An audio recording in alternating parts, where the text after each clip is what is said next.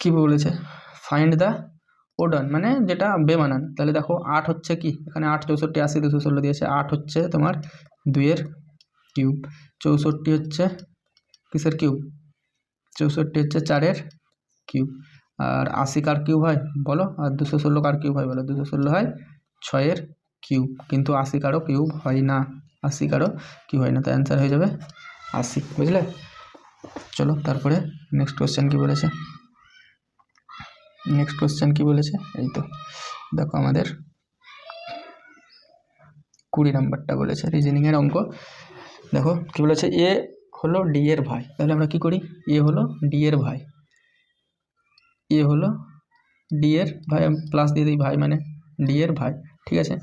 D হলো B এর বাবা, ডি হলো কার বাবা, বি এর বাবা, তাহলে ডিও প্লাস হবে, বি এর বাবা। আবার বলেছে বি এবং সি হলো 2 বোন, তাহলে বি আর সি, এখানে বি আর সি হচ্ছে 2 বোন, নিয়ে কার কার মধ্যে সম্পর্ক, এ আর সি। তাহলে দেখো সি এর বাবা হচ্ছে এ এর ভাই, তাহলে কি হয়ে যাবে, ভাইজি হয়ে যাবে।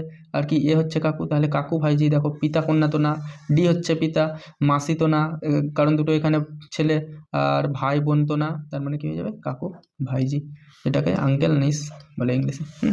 চলো।